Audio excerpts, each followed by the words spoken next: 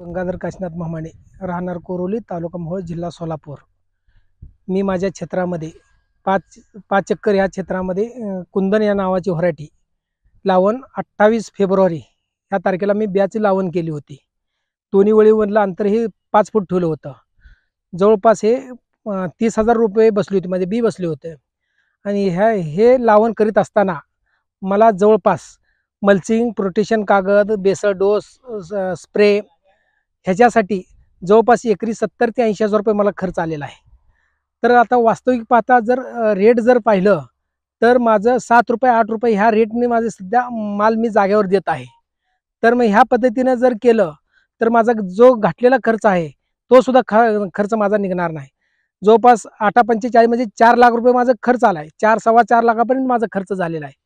तर आता मी जर उत्पन्न जर ही बघितलं तर माल सेटिंग उन्हामुळे माल सेटिंग बी कमी झालेला आहे.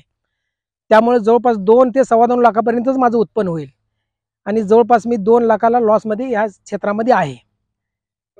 या खरबुजाचे कसे रेट चालू आहेत?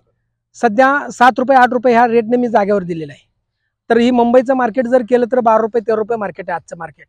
वाहतूक खर्च आहे माझा आता सध्या 5 रुपयानं वाहतूक खर्च आहे. म्हणजे 5 रुपये गेले तर 7 रुपयेच माझ्या पदरात पडणार आहे.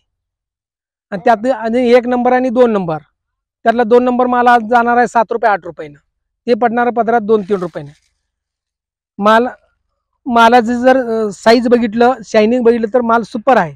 पण पुढचे व्यापारी माल बघतात पण घेच ना. ह्याचं काही बाजारात जर पाहिलं तर मालाचं पूर्णपणे शॉर्टेज आहे, तरी रेट आपल्याला मिळत नाही. ह्याचं कारण आपण काही अंदाज काय करू शकत नाही. काही जणांचं मत आहे की आंब बाजारात आल्यामुळं खरबुजाचं रेट उतरले. तर हे काही ह्याचं आपल्याला काय सध्या ह्याचं काय कल्पना मिळत नाही. आता शेतकरी असं जर लॉस होत असेल तर पुढचा शेतकरी कसं शेती करू शकेल?